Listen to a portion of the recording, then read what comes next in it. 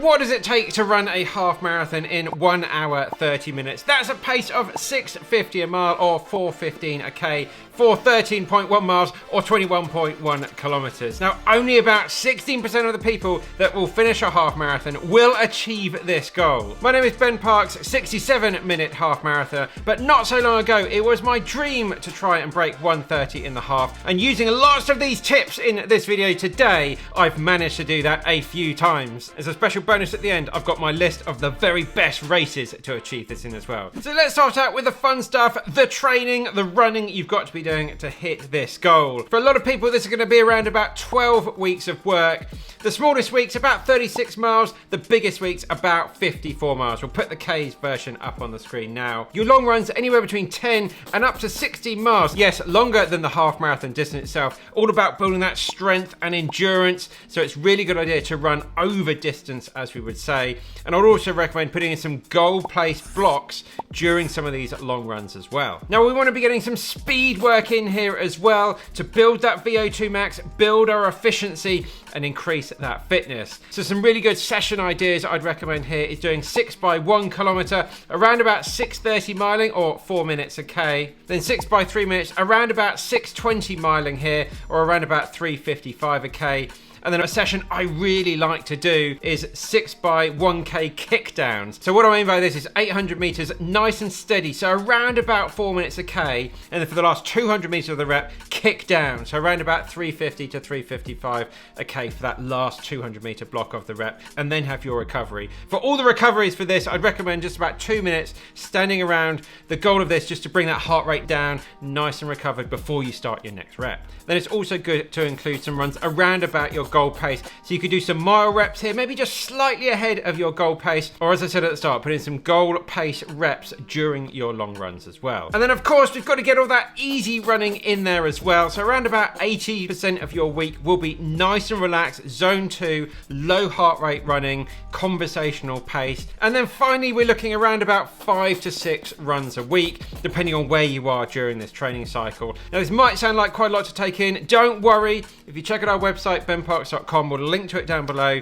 Go and check out our level 4 half marathon training plan. Get that downloaded. It's got everything here that you need. Then you can just follow it through week by week and then be hitting that sub 90-minute half marathon by the end of the block. As I said at the start of the video, finding a fast course is so critical. Some of my very best courses in the UK, Reading, the Bath Half Course, Cardiff, Great North Run, Antrim, Manchester, the Big Half or Edinburgh. If you're fancy traveling a little bit further afield to Europe, Lisbon, Berlin, Valencia, Prague, Copenhagen, look for the super halves. All of these races are very, very quick. If you are from a little bit further afield, please let us know down in the comments what are your fastest races. If you're in the States or in Australia, let us know what are the best options that there. Share out and help the community. Now, so many people get their race wrong by getting their pacing strategy wrong. So as I said at the start of the video, you want to be averaging 4:15 a k or 6:50 a mile over the duration of the run.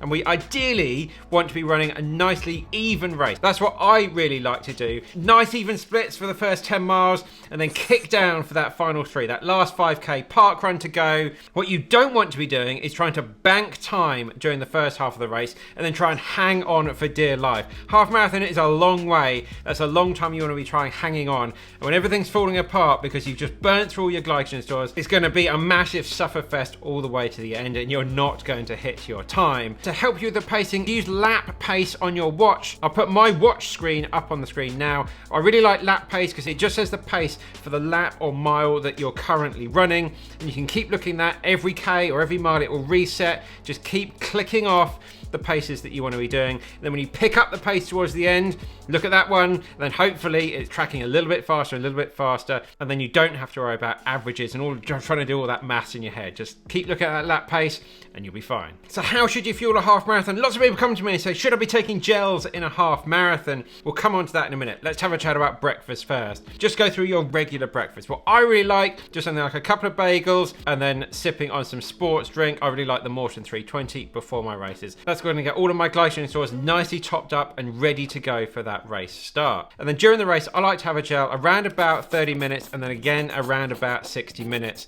And make sure the golden rule, don't try anything new. These are gels you practice with during your training, try a few different things, see what works, see what settles in your gut the best. And what I really recommend is using these in some of your speedier rep sessions when you're working hard, trying to get that gel down, trying to get open and try and get it down when you're working hard. It's so good to practice this. So on race day, it just seems like absolute second nature. Now, do you need to drink during a half marathon? Definitely. But it's one of those things, just drink to thirst. You should be standing on the start line, nice and hydrated. And then I just like to take a little sip of water around about every 5K. And then finally, a little general section. If you're the sociable type, get out and join a running club. There are so many runners out there trying to do this sort of thing. Doing it alone can be a little bit lonely, and it can be really good. Maybe a speed session on a Tuesday with your running club, a long run at the weekend, out there working together, the power of the group. Everyone's going through the same thing, chatting about the same sort of things. There'll be some faster runners in the club that will probably want to help you with some other tips as well. Also, there might be some people in the club that are doing exactly the same race as you,